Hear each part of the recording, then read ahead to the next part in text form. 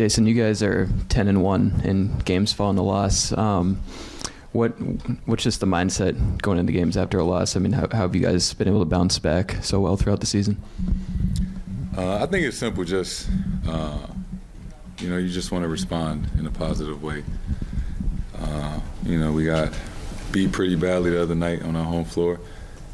So tonight was to come out and respond. And the first half we didn't play that well, or as well as we would have liked to. But the way we played in the second half is that's more how we're supposed to play. Jayson, you've talked about kind of how you've mentored, taken some Duke guys under your wing. Zion was just talking about the time you visited campus and, just kind of showed him around, stuff like that. What's your relationship with him been like, and the chances you've gotten to go against him in the NBA since he's arrived? Yeah, I remember being there with Mill and with Zion when he I think it was like right before school started, when he was about to be a freshman. And just like with any guy that goes to Duke, right?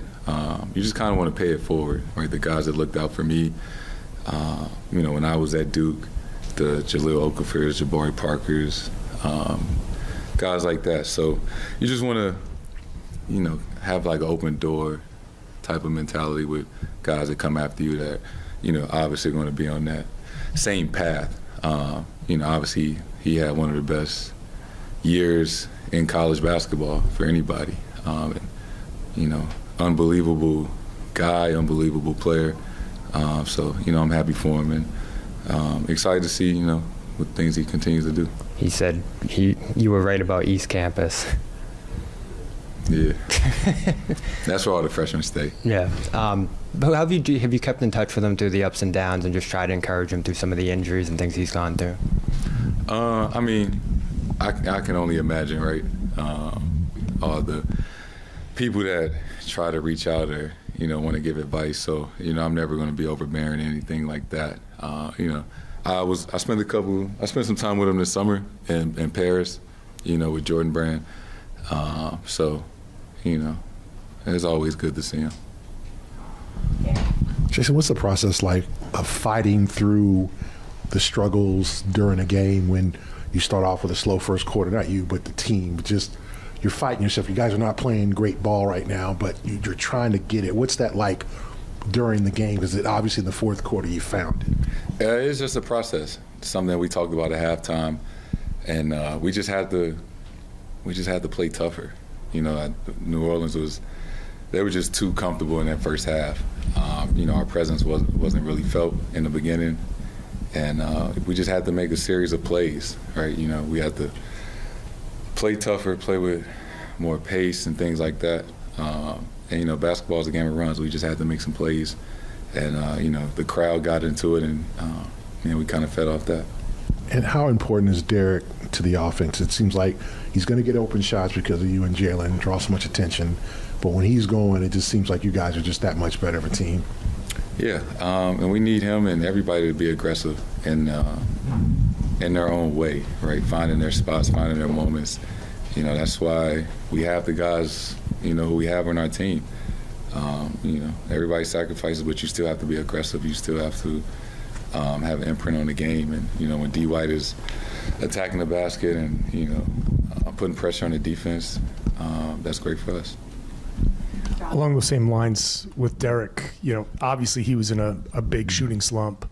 When you see him kind of break out of that, does that give you guys any kind of like energy? Do you have like a level of excitement, like, yes, we're, like being happy for your teammate and like finally, the passes, the plays that you're making are paying off?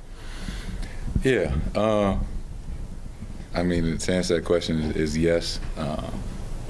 And, D. White's somebody I'm really close with. And we was walking down the tunnel at halftime, and, I just slapped his hand. I was like, we got all our misses out now.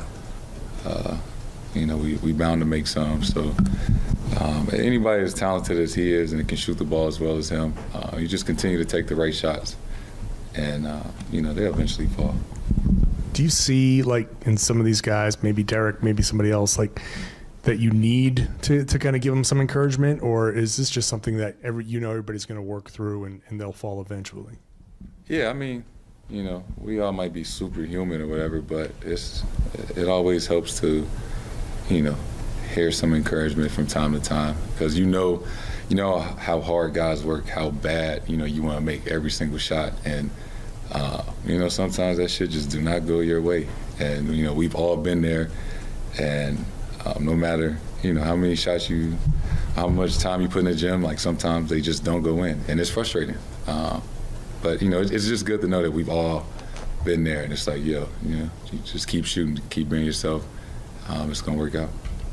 Last question to Abby. Jason, a tough back-to-back coming up with the Pacers. How different are they with Siakam, and just how challenging is it to play a team 5 times during the regular season? I mean, it is challenging. 5 times is a really good team. Siakam has a different style, right? They play really fast, and now somebody that is as athletic as he is and can kind of create for himself in that bigger wing position. It was a great addition to their team, and every other game we played them so far has been a really good one. So tomorrow should be fun as well. Thank you.